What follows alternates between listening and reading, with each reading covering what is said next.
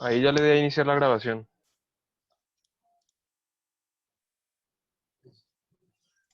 Gracias, Oscar.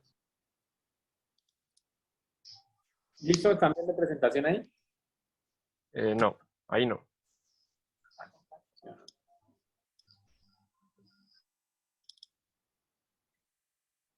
Ya, ahora sí.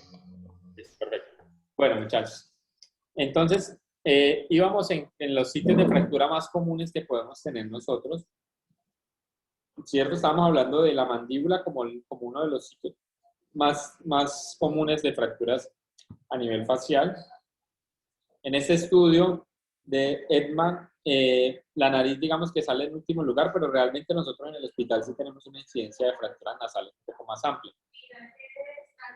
Aproximadamente del 4 al 10% de todas las fracturas faciales son fracturas de alta energía. Cuando hablamos de un trauma de alta energía, vamos automáticamente a relacionarlo con fracturas conminutas. Conminutas quiere decir en muchos pedazos, ¿cierto? Avulsiones o pérdidas de tejido van a estar asociadas a una baja puntuación en la escala de coma de Glasgow. Esta escala, por favor, se la van a saber, se la van a aprender. Los 3 ítems que evalúa. De 3 a 15, que es su rango. Evidentemente, el trauma de alta energía tiene una mayor tasa de complicaciones intrahospitalarias y muchas más probabilidades de lesiones de columna cervical. En cuanto a la evaluación inicial del trauma, siempre tenemos que tener consideración que los impactos de alta energía no van a ser evaluados por nosotros como odontólogos maxilofaciales, sino por el Servicio de Traumatología General y Medicina de Urgencias o Medicina Crítica, previo a la reconstrucción facial. Va a haber compromiso generalmente en estos pacientes, compromiso de vía aérea, hemorragias, vía aérea, hemorragias que deben ser controladas de manera primaria. Siempre va a ir primero la patología neuroquirúrgica de tórax, de abdomen, antes de realizar el manejo de la patología maxilofacial o del trauma facial. Si hay sangrado, si hay compromiso de vía aérea, es lo que se maneja como urgencia vital. Lo demás podemos realizar un manejo como una urgencia diferida. ¿Listo? Siempre teniendo en cuenta la evaluación inicial basada en el ATLS, que es el soporte avanzado de trauma. Entonces, siempre, ustedes ya conocen un poquito más de eso que yo, siempre la cadena de supervivencia. No me voy a enfatizar en esto. El examen siempre debe centrarse, muchachos, en la estabilización del paciente, tanto hemodinámicamente como su vía aérea, ¿cierto? El control del sangrado y pues la valoración por las consultas. Estos casos son bastante comunes que nos lleguen a nosotros, heridas con sangrados activos, sobre todo a nivel nasal, a nivel de la lengua, cuero cabelludo, son las heridas que más van a sangrar.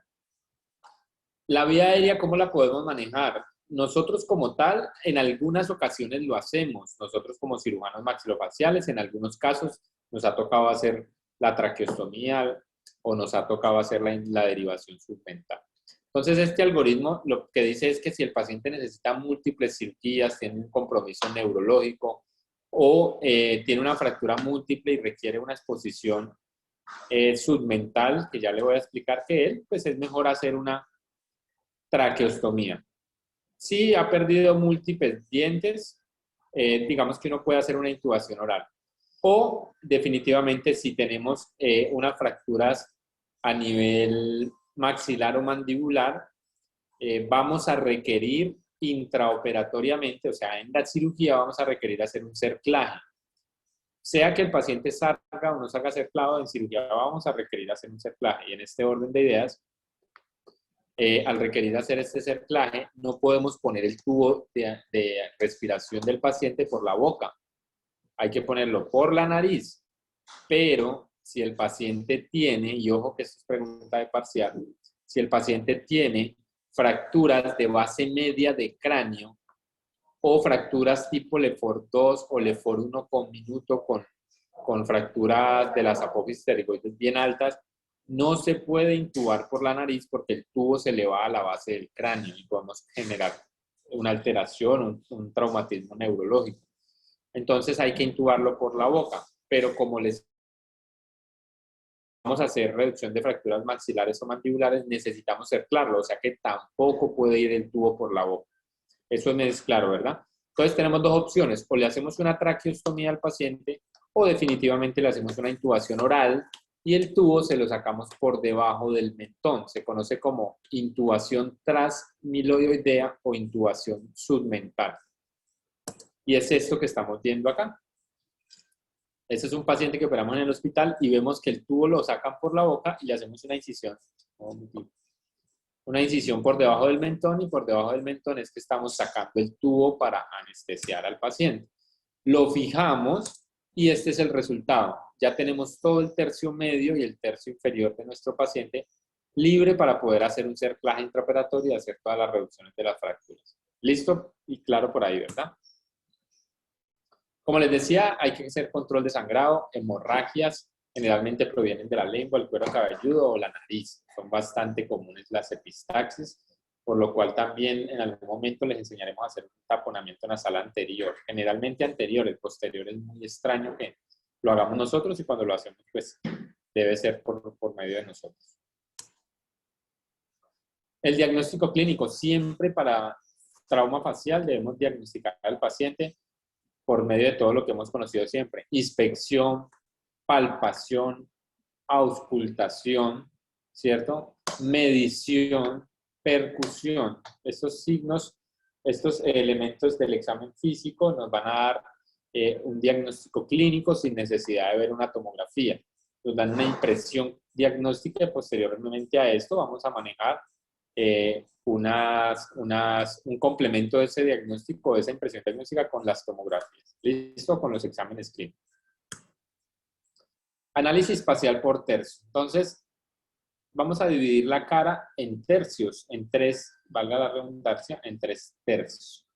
El primer tercio se conoce como tercio superior, va del tríqueo a la región glabelar. El tríqueo es la inserción del cuero cabelludo hasta la región donde se unen las dos cejas a nivel de glabela. El tercio medio va de la región glabelar hasta la región subnasal y el tercio inferior va de subnasal a mentón. Mentón es un punto en tejidos blandos que está por debajo del mentón. No es mentón, sino mentón, un punto cefalométrico de análisis fotográfico de tejidos blandos. ¿Listo? ¿Qué fracturas podemos tener en el tercio superior? Fracturas del hueso frontal o fracturas del seno frontal. También se conocen como fracturas frontobacilares. Tercio medio vamos a tener fracturas orbitocigomáticas, fracturas del espacio interorbitario, son nasales, nasoseptales o naso-orbitoesmoidales, ya vamos a ver un poquitico de cada una. Fracturas de órbita puras, fracturas Lefort 1, 2, 3 y fracturas palatinas. Y en el tercio inferior podemos tener fracturas dentoalveolares o fracturas mandibulares. Tercio superior, vamos a hablar de las fracturas frontobacilares o fracturas del hueso frontal. Características clínicas como las que vemos en el paciente, edema, equimosis, no es lo mismo un hematoma a una equimosis. Un hematoma es un acúmulo de sangre en el espacio, en el tejido celular subcutáneo, que generalmente puede ser expansivo. En cambio, una equimosis es lo que conocemos vulgarmente como un morado. ¿Listo? Puede estar o no puede estar asociado a laceraciones, a contusiones, a abrasiones o crepitaciones. Aprenderse muy bien ese término. Las crepitaciones son como cuando suena como un paquete de papas, ¿cierto? Que como que es blandito y como que traquea, ¿sí? Más o menos me entienden. Eso es crepitación. Una superficie que no esté fracturada no va a crepitar. Una superficie que esté fracturada crepita. ¿Listo? Pueden haber laceraciones, heridas por las cuales podemos realizar abordajes, ¿cierto? Y clave, evaluar depresiones o hundimientos de la eminencia frontal o glabelar, ¿cierto? Cuando se involucran fracturas frontales, como sabemos el hueso frontal es el techo de la órbita, entonces cuando tenemos fracturas que involucran el techo de la órbita podemos tener enoftalmos. Para los que no saben, enoftalmos es la posición posterior del globo ocular, ¿cierto? Esoftalmos, que es la posición anterior del globo ocular, o distopia, que es una posición en sentido vertical, un ojo más alto que el otro, ¿cierto? Una diferencia en sentido vertical. Una distopia. Generalmente una distopia está asociado con una diplopia. Una diplopia quiere decir visión doble. Muchachos, preguntas de parcial. ¿Listo? ¿Qué es un enoftalmos? ¿Qué es un esoftalmos? ¿Qué es una distopia? ¿Qué es una diplopia? ¿Listo? Y cuando tenemos fracturas de la pared posterior del seno frontal, no solo la anterior, sino la posterior, que hace parte de la base anterior del cráneo, vamos a tener un signo que se llama rinoliquia. La rinoliquia es salida del líquido cefalorraquídeo por la nariz. Podemos tener salida del líquido cefalorraquídeo por la nariz y al tener esto, vamos a hacer un test que se llama test de halo positivo. ¿Y eso con qué se hace? El paciente le sale una agüita por la nariz parecidos a los mocos. Nosotros los reservamos en una gasita y cuando los miramos debe hacerse un halo gris verdoso alrededor. Si es un halo gris verdoso alrededor, estamos hablando del líquido cefalorraquídeo. Si son moquitos, no tiene por qué salir ese halo. ¿Listo? Van a haber enfisema, escalones y va a haber hipoestesia o anestesia del dermatoma. Dermatoma es el segmento que es anestesiado por un nervio, del dermatoma supraorbitario y supratroclear. ¿Listo? Ahí están marcados en el dibujito. Tercio medio. Las fracturas del espacio interorbitario son nasales, nasoseptales o nasoorbicoidales. Evidentemente van a estar asociadas a edema y a quimosis, a heridas o laceraciones en el tercio medio facial, a escalones y crepitaciones a nivel de la nariz, desviaciones, como en este paciente, desviación del dorso nasal, ¿cierto? Pueden haber heridas lacerantes, como la que estamos mostrando, y debemos realizar, muchachos, siempre un examen con el espéculo nasal o rinoscopio nasal. Se llama una rinoscopía anterior. Una rinoscopía anterior la hacemos con, como les dije, con el espéculo nasal y siempre debemos tratar de observar las fosas nasales. ¿Qué podemos buscar en las fosas nasales? Que no haya una epistaxis, que no haya un hematoma septal. Ahí lo están viendo en la imagen. Un hematoma septal es de las pocas urgencias en cirugía maxilofacial que es una urgencia inmediata. ¿Por qué es una urgencia inmediata? El septum nasal es un cartílago que se irriga por el pericondrio, por el tejido alrededor y no exclusivamente tiene irrigación propia. Si se forma un hematoma, disminuye la vascularidad del cartílago septal y muy probablemente se necrose. El paciente se le caiga todo el dorso y la punta nasal. Entonces es una urgencia para evitar que el paciente genere eso. Esta urgencia se maneja con un drenaje del hematoma. Las fracturas naso-órbito-etmoidales son las fracturas más complejas del tercio medio facial. Incluyen los huesos propios nasales, la órbita en sus paredes mediales y el etmoides, ¿cierto? Generalmente son fracturas complicadas de manejar y pueden estar asociadas a platirrinia, que es ese signo de aplastamiento nasal, ¿cierto? Telecanto, que es el aumento de la distancia intercantal. La distancia intercantal en un paciente normal es 35 milímetros, más o menos 3 milímetros, o sea, de 38 a 33, 32. Listo, esa es la distancia intercantal normal. Cuando un paciente sufre una fractura naso-órbito-etmoidal, existe la probabilidad de que se desinserte el tendón cantal medial y las fisuras orbitarias ya no se vean como achinaditas, como alargaditas, sino que el ojo se ve redondo, como el muñequito de Jordan. Entonces ese redondamiento de la fisura palpebral nos da a entender a nosotros una desinserción del canto. Es diferente un telecanto a un hipertelorismo. El hipertelorismo es el aumento de la distancia intercantal, pero asociada a una patología congénita, no traumática. ¿Listo? Van a haber escalones nasales, escalones en rebordes de la órbita a nivel infraorbitario. Ese color rojo en la conjuntiva, si no sé, del ojo derecho del señor, se conoce como hemorragia subconjuntival. Se da por la ruptura del periósteo de la órbita, o sea, por la periórbita. Cuando se nos rompe la periórbita en un trauma, generamos una hemorragia subconjuntival sin fondo. ¿Qué quiere decir? Que usted no le ve el límite posterior. Cuando tenemos una zona rojita, que yo sé que a muchos nos ha pasado que se nos pone un ojito como con unos vasitos rojitos, eso no es una hemorragia subconjuntival, eso es una inyección conjuntival y puede darse por un aumento de presión intracraneana o intraocular, etcétera, pero no es asociado generalmente a trauma. Entonces es diferente. Hemorragia subconjuntival.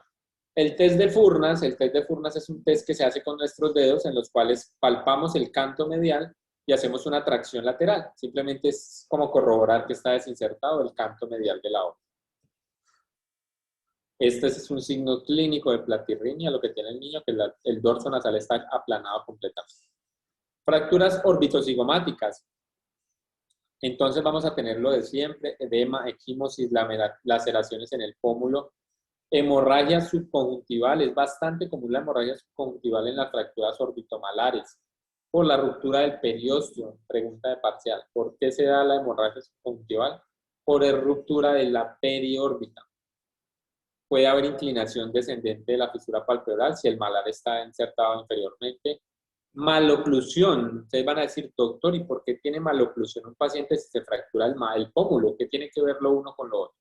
Yo quiero que vean la imagen tomográfica que hay en la parte inferior derecha, donde el arco cigomático se desplaza medialmente y tiene un contacto con la apófisis coronoides de la mandíbula.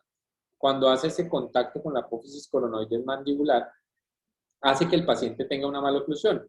Ese caso que están viendo ahí inferior es una fractura de arco cigomático con limitación de apertura oral por traba mecánica con la apófisis coronoides y mire la maloclusión que generó. Entonces sí se puede generar maloclusión, va a generar escalones. La hipoestesia o la parestesia de la zona del infraorbitario es clave, muchachos. Usted paciente puede que no lo vean tan inflamado en el hospital, pero ustedes le preguntan, ¿usted siente el párpado inferior, el ala de la nasal, el filtro en el labio superior, la encía? No, doctor, yo siento eso dormido. Automáticamente sospechen de una fractura del hueso malar por compresión del nervio infraorbitario. ¿Listo?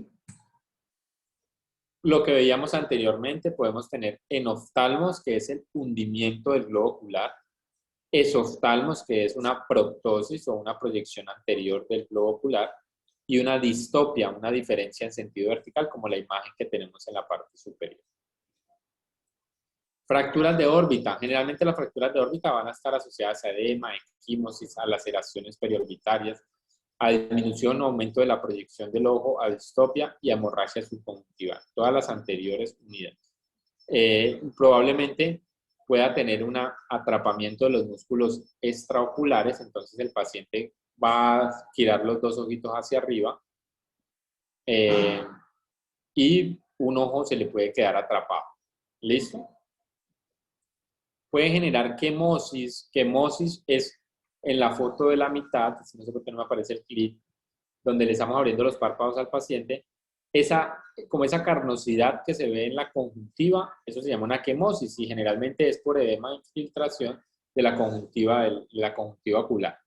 Ectropion es la alteración o eversión de la posición del párpado inferior, que es la primera foto del ojo derecho. Eso es un ectropion. Un entropion es todo lo contrario, es cuando el párpado inferior se vierte hacia adentro, no como en la foto, sino todo lo contrario. La diplopia, que es la visión doble, alteraciones de la agudeza visual y pueden haber alteraciones de la reactividad pupilar. No sé si alcancen a diferenciar los dos ojitos que están en la parte inferior. El lado izquierdo se ve una pupila miótica, en el lado derecho se ve una pupila midriática, ¿cierto? Hay esa diferencia entre las pupilas se conoce como anisocoria. Cuando están iguales, se conoce como iso de iguales, isocoria. ¿Listo? Entonces este paciente tiene una anisocoria por una midriasis del ojo del lado derecho. ¿Listo? Yo sé que es bastante información, pero la idea es que vayamos teniendo en nuestro vocabulario estos términos, porque los tenemos que comenzar a utilizar en el hospital. La alteración de los movimientos oculares o oftalmoplegia. La niña mire cuando el ojo derecho mira hacia arriba, el izquierdo se queda atrapado y cuando mira hacia abajo, el izquierdo se sigue quedando atrapado. Eso se llama pellizcamiento del músculo recto inferior. Generalmente sucede y es más común en niños que en personas adultas, ese atrapamiento de esos músculos orbitarios dentro de la fractura que impiden la movilización del globo ocular. Eso puede generar incluso alteraciones cardíacas, generar bradicardias severas, que incluso en muchos pacientes hay que manejar incluso con anticolinérgicos para, para aumentar la frecuencia cardíaca del paciente porque puede bajar bastante.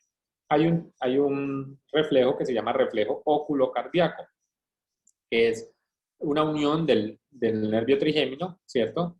Con el nervio vago a nivel del globo ocular, donde cual una presión en el globo ocular aumentada puede hacerle dar o generar una bradicardia extrema al paciente, incluso asociada a una hipotensión arterial. Eso lo van a buscar ustedes un poquitico más.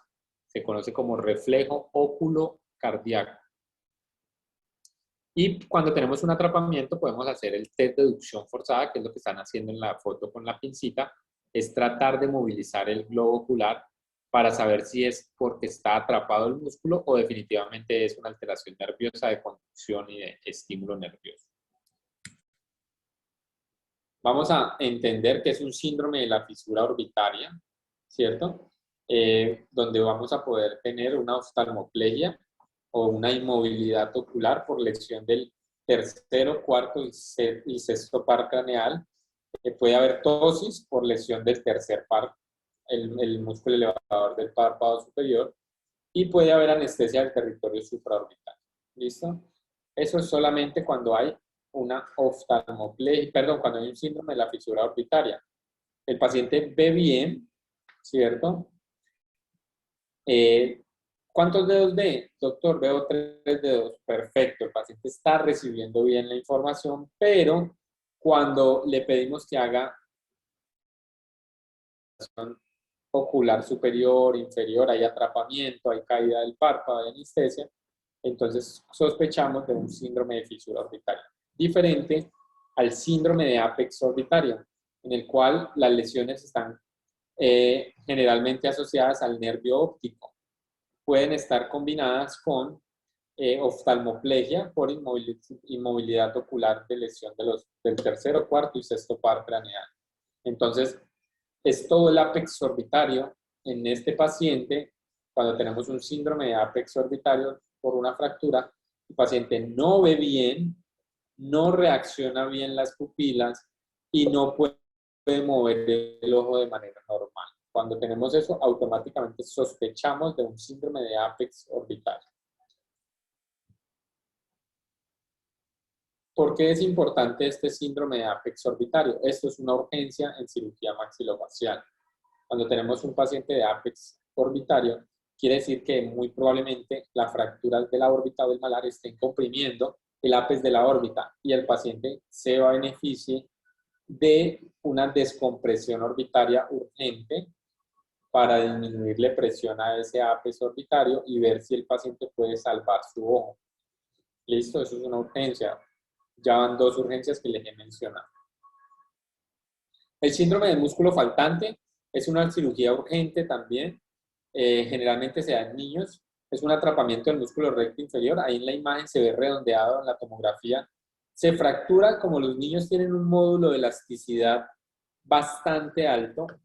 Antes de fracturarse, se flejan demasiado. Entonces pueden generar un trapdoor o un atrapamiento o un pinzamiento del músculo y la fractura vuelve y se reduce solita. Entonces el músculo queda por debajo.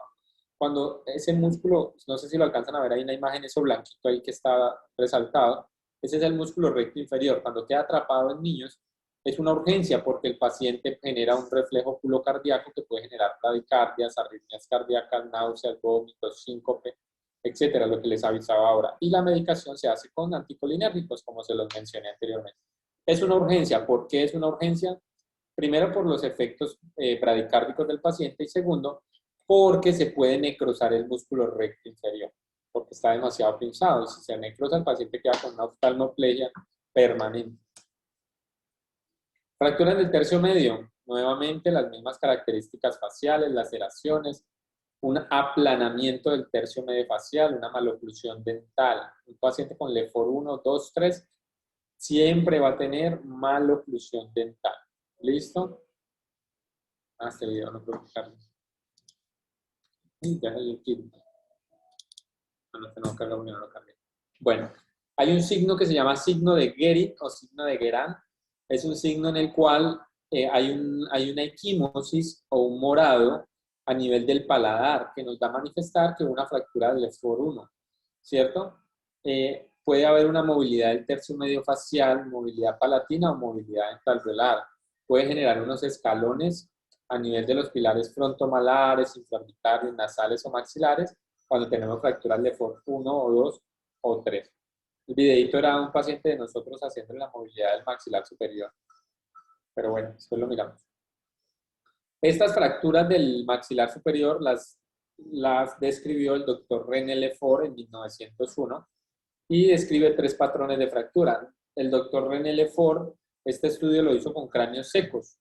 Cogió y hizo una estandarización de las alturas y comenzó a tirar los cráneos de cierta altura y hizo un estudio posterior a ello y vio que habían 3 patrones de fracturas que generalmente se repetían y él las clasificó como fractura LEFOR 1, fractura LEFOR 2 y fractura LEFOR 3. La fractura LEFOR 1, pregunta de parcial, es una fractura conocida como una fractura transversal, ¿cierto? U horizontal, que inicia en la piriforme, que es la escotadura de la nariz, la escotadura piriforme, avanza a través de la pared del maxilar, la pared anterior y posterior del seno maxilar y se dirige en dirección inferior hasta las apófisis pterigoides.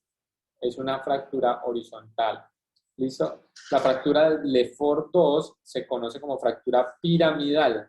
Es una fractura que inicia a nivel de los huesos propios nasales, incluye la pared medial y el piso de la órbita y el reborde infraorbitario, se dirige hacia la pared anterior del seno maxilar, el pilar maxilomalar y las apófisis pterigoides.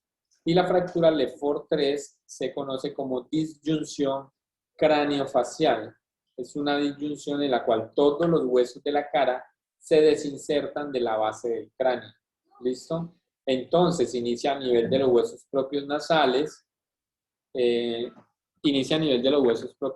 se va por la pared medial, piso de la órbita, pared lateral de la órbita, pilar frontomalar, arco cigomático y apófisis pterigoides. ¿Listo? Entonces, una fractura LEFOR 1 es una fractura horizontal, una fractura LEFOR 2 piramidal, LEFOR 3 disyunción craneofacial. Fracturas del tercio inferior. Vamos a tener las fracturas dentoalveolares o las fracturas mandibulares. Vuelve y juega, siempre vamos a tener edema, equimosis, heridas o laceraciones. La maloclusión es un signo patognomónico de fracturas del tercio inferior o de las fracturas mandibulares. ¿Listo? Todo paciente que presente una fractura mandibular siempre va a tener maloclusión, ¿vale? Hemorragia a nivel de la mucosa o de la submucosa, limitación de apertura oral, siempre hacer palpación bimanual de la articulación temporomandibular. Maloclusión, pérdidas dentales, ¿cierto? Otro signo clínico importantísimo, miren la maloclusión del paciente que presenta después de una fractura mandibular. Un signo importantísimo es la hipoestesia del dermatoma del nervio infraorbitario. El paciente siente su labio dormido, su mentón dormido.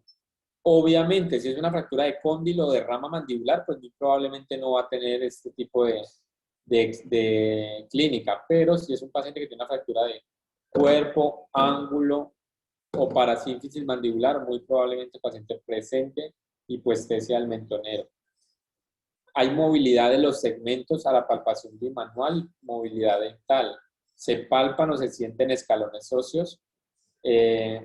Y cuando un paciente tiene una fractura de cuerpo mandibular bilateral o de parasínfisis mandibular bilateral, puede generar por efecto de los músculos suprayoideos un desplazamiento o una desinserción de la lengua e irse la lengua más atrás y generar dificultad respiratoria.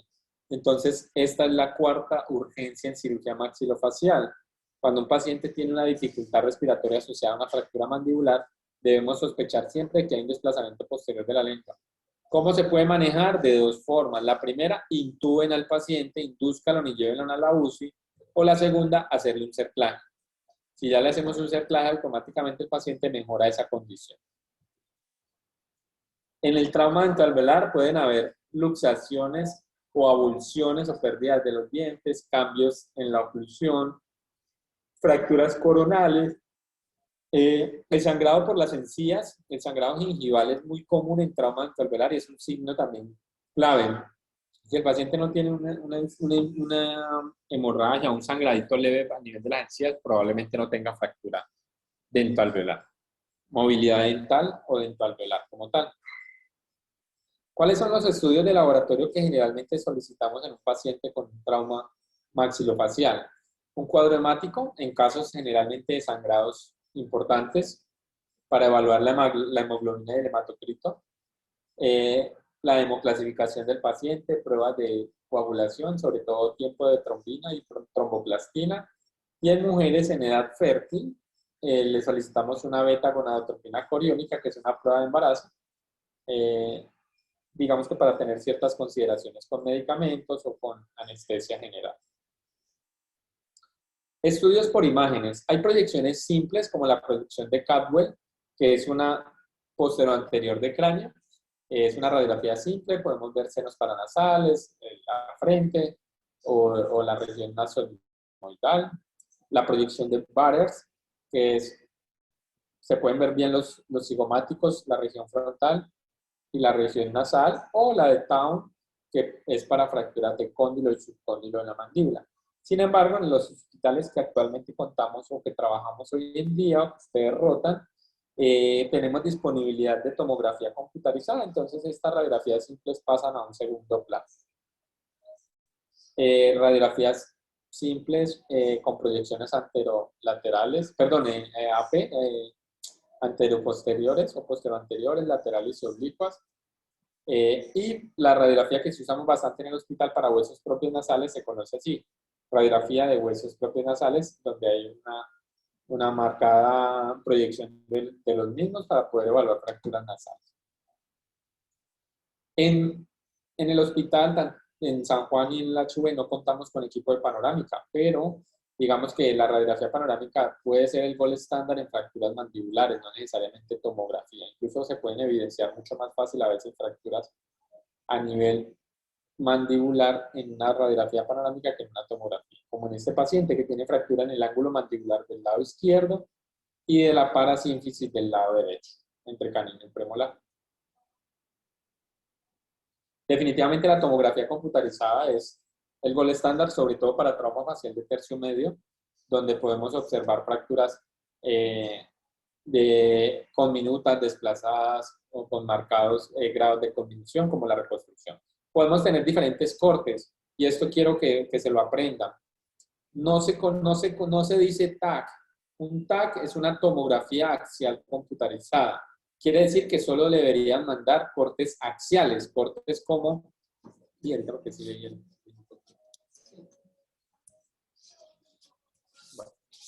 Como en el corte de la mitad, es un corte axial, ¿cierto? El primer corte es un corte coronal y el tercer corte no es un corte como tal, sino un volumen rendering. No se dice reconstrucción tridimensional, sino volumen rendering, ¿cierto? Sino que coloquialmente lo conocemos como una reconstrucción 3D. Reconstrucción 3D se le conoce a los otros cortes, coronal, axial, sagital. Son los cortes conocidos o que legalmente se conocen como reconstrucción tridimensional porque lo estamos viendo en los tres planos del espacio. Eso es un volumen render. ¿Listo? Cuando les pregunto. Cuando yo tengo una tomografía axial computarizada, solamente me tendrían que llegar cortes axiales, o sea, cortes como el de la mitad. Pero como cuando yo pido una tomografía computarizada, no axial, sino tomografía, un TC o un TC, una tomografía computarizada, me tienen que llegar los tres cortes, axial, coronal y sagital. El corte coronal es el primer corte que ustedes están viendo. Yo puedo evaluar altura y ancho, pero no puedo evaluar profundidad. O sea que si lo hablamos en los planos cartesianos, puedo evaluar el eje X y el eje Y, ¿cierto? Pero no el eje Z. A diferencia del corte axial, donde podemos evaluar el ancho, o sea, de nuestro eje y la profundidad, nuestro eje Z, perdón, el eje X y la profundidad, el eje Z. También podemos tener estudios vasculares. La resonancia en trauma facial no es muy común, es más común en trauma de columna cervical o en trauma de columna para mirar tejidos blandos. Nosotros usualmente la resonancia lo usamos para ver estudios de tejidos blandos a nivel de glándulas salivares o tumores de grasa, etc. En una tomografía computarizada, en una radiografía simple, nosotros siempre estamos acostumbrados a mencionarlo, las zonas más blancas como zonas radiopacas y las zonas más oscuras como zonas radiolúcida, ¿cierto? Radiopaco y radiolúcido. En la tomografía no se evalúa por radiolucidez, sino por intensidad, perdón, por densidades, ¿cierto? Y en la tomografía, en la resonancia, perdón, como la que están mostrando en este momento, se evalúa es por intensidades, ¿vale? Entonces se conoce como hiperintenso, isointenso, hiperintenso, hipointenso. Y en la tomografía, hipodenso, hiperdenso, isodenso. ¿Listo? Entonces, cuando me estén presentando una tomografía, doctor, se observa una lesión hipodensa o hiperdensa, no una lesión radiolúcida. ¿Listo? Estudios vasculares, sí usamos bastantes, sí son bien importantes los estudios vasculares en cirugía maxilofacial, sobre todo cuando tenemos compromisos de la parte posterior del seno maxilar, de la fosa pterigomaxilar o pterigopalatina, o con trauma cervical cuando estamos sospechando de lesión vascular de las carótidas. Ahí se ve una lesión carotidia. En esta imagen de la derecha se ve el aumento de la carótida externa, un pseudoneurisma de la carótida externa, que eso es mortal en el paciente. Eso es una urgencia y eso ya se trata con cirugía vascular o con radiología intervencionista. Eso es una urgencia, eso explota y el paciente se muere por una hemorragia interna. Como conclusiones del seminario, siempre tener en cuenta nuestro manejo de la vía aérea, control de sangrado, manejo multidisciplinario con diferentes especialidades. No somos solo los que manejamos el paciente. El examen facial por tercios de manera minuciosa. Si se sospecha de fracturas por medio del examen físico, solicitar la tomografía computarizada como gol estándar.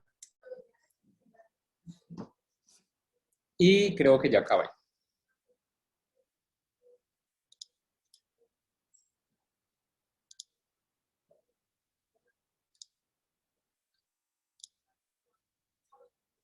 Listo, muchachos.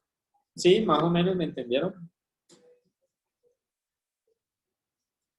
Yo les voy a mandar la presentación al correo para que la tengan y puedan basarse en la presentación. ¿Listo?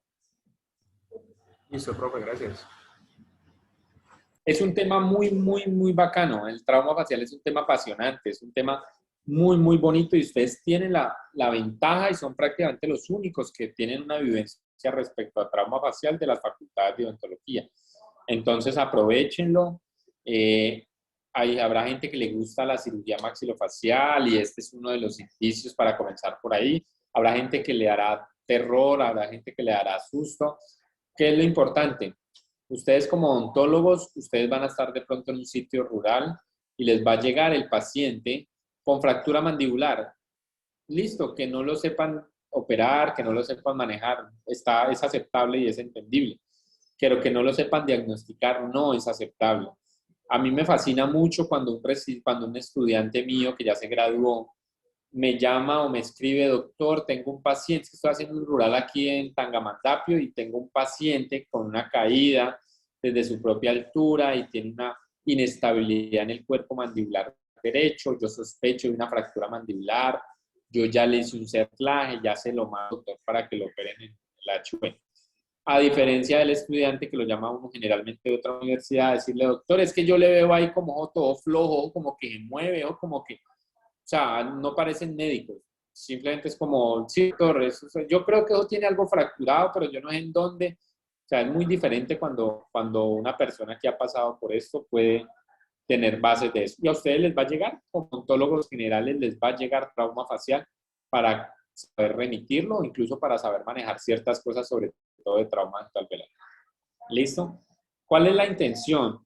La intención entonces, muchachos, es que le peguen una repasadita a la presentación, se aprendan los términos, podamos hablar en un lenguaje ya no tan coloquial, sino en un lenguaje mucho más técnico para trauma facial. Vamos a iniciar con la presentación de los casos dentro de 8 días. Yo más tardecito les envío de una vez, se los anexo aquí a la presentación, les envío un caso a cada grupo y les envío los grupos para que comencemos dentro de 8 días con 3 grupos, cada uno una presentación de 40 minutos, en la cual van a presentar el caso, me van a hacer sobre todo la descripción imagenológica, me interesa mucho que aprendan a ver una tomografía, la presentación imagenológica, la descripción de imagenológica, y aventarse un poquito a buscar un poco del tratamiento. Si es una fractura nasal, ¿qué le van a hacer? Reducción abierta, reducción cerrada, férula, taponamiento. Tratar de leer un poquitico más, que cuando uno busca y lee es que aprende mucho más. Yo en la nochecita que llegué a la casa, es que este computador del viejito no sé por qué no me está funcionando del todo bien, y este está nuevo y tampoco lo sé manejar. Entonces, apenas llegue a la casa, yo lo busco el computador más viejito y les envío los casos, los 6 casos. Doc, una pregunta. ¿Me escucha? Señora, ¿Nos manda los casos de una vez, tú escoges los grupos o nosotros los escogemos? serían 6 grupos, De 6. serían 6, pues eran 26. Si quieren me los mandan. 4. Si quieren me mandan. ¿Te enviamos? Sí, como para que, ay, es que me cae mal este y entonces me tocó, que vive muy lejos. No, es que no, hagan ustedes los grupos, 6 grupitos. Contando los muchachos que están, que están viendo por segunda vez esto. Hola, profe, ¿cómo está? ¿Aló? Bien, bien. Profe, dos Sí, preguntitas. cuéntame. Profe, pues uno tiene la oportunidad de ver, pues de pronto esos pacientes que tienen traumas maxilofaciales de alto impacto, esos accidentes de tránsito, pues uno a veces de pronto lo recibe de pronto en una consulta de triaje y, y pues ya como recuperados, esos pacientes quedan como obviamente con una, yo no sé si usted lo dijo ahí, creo que sí, el aplanamiento como el aplanamiento facial. ¿Esos pacientes vuelven a recuperar la morfología del rostro normal o siempre? Porque uno le pasan la cédula, entonces uno ve la foto y uno compara y esos pacientes quedan como unas facciones planas.